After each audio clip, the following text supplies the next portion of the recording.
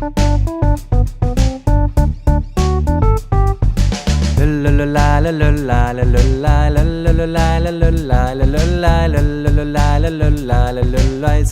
påskenøtter.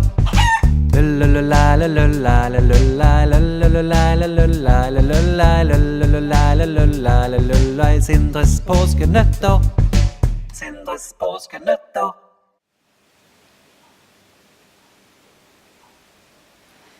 Hei igjen til en liten forberedelse til påsken. Det her med Sindres påskenøtter.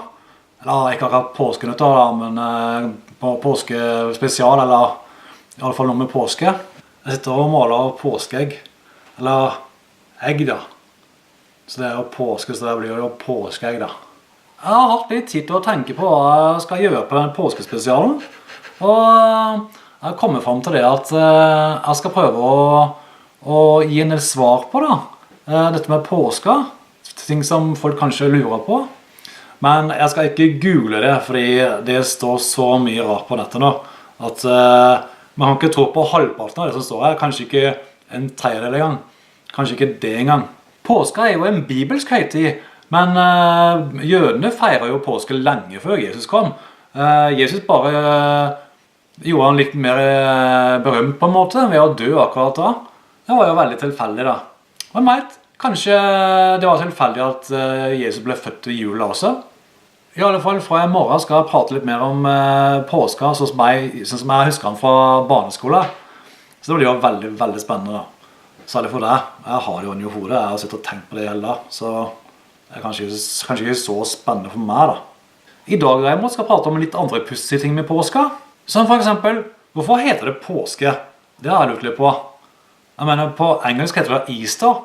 Så kanskje det egentlig burde hete Øster eller noe da. Østers. Jeg lurer rett og slett på om de bare fant på et navn fordi det hørtes så stemningsfullt ut. Jeg mener, når man tenker på påske så tenker man ski og sol og appelsin og Quick Lunch og sånne ting.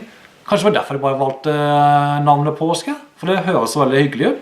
En annen ting er dette med hvorfor man maler og spiser egg. Hvorfor gjør man det liksom? Det er veldig rart egentlig. Altså det er ikke spise egg, men male egg. Skal man plutselig begynne å male maten før man spiser den da? Så en gris skal jo male grisen da.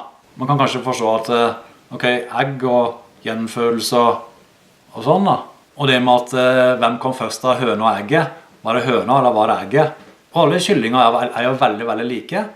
Så kanskje noen kyllingene og sa nei, men er det ikke mora di som er ute og går da? Er ikke du høna di? Så trodde man kanskje at høna var fått på ny da. Fordi dette her var jo veldig, veldig, veldig lenge siden. Lenge for internett. De visste jo ikke så mye da. Den gangen så var jo heller ikke internett så full av løgn som det er nå. Hvis det hadde funtes, mener jeg. Men uansett da, så er høna mora til egget, og egget er mora til høna. Ja, med mindre det er en hane i egget da. Det går jo ikke. Det vet jo alle. Så det er jo en slags circle of life da, bare med to ting. Så jeg vil ikke trille så veldig bra, klart. Og så er dette med en påskeharen da. En hare er på en måte det samme som en kanin. Og alle vet jo at hvis man har med en kanin sammen, så blir det veldig, veldig mange kaniner. Så det er på en måte en slags circle of life det også da. Så da har vi kanskje funnet løsningen både på eggene og på haren. Men når det gjelder det å male eggene, så har jeg en teori. Fordi hvite og brune egg er ganske kjedelige da. Så var det kanskje noen som tenkte, det er jo veldig rasistisk da. Bare hvite og brune egg. Nå skal jeg være veldig forsiktig med å si ting som ikke er lov. Fordi nå har man ikke lov til å si at folk har farger lenger. Men da jeg var liten så var det en sang som var noen barn er brune, noen barn er blå. Inni er vel like, men det er utenpå. Og det kan man jo ikke si lenger. Men den gang da, det er jo lenge siden disse tradisjonene kom i gang. Kanskje noen lurer på, hvorfor er det ingen som legger gule egg? Eller hvorfor er det ingen som legger røde egg? Så for å gjøre påsken mindre rasistisk så malte de eggene. Alle eggene var unike, men inni var det like. Ja, bortsett fra de eggene med 2 plommer da. Jeg vet ikke hvor i Bibelen det står om det. Det var i grunnen det jeg tenkte å prate om akkurat i dag. For i morgen tenkte jeg å ta for meg litt av det historiske. Det som angivelig hendte for mange, mange tusen år siden, som en grunn til at vi feirer påske da. Og så skal jeg kanskje få litt hjelp av noen venner av meg. Kanskje du vet om det er. Jeg sier ikke mer. Ses i morgen. Ha det bra. Sindres påskenøtter.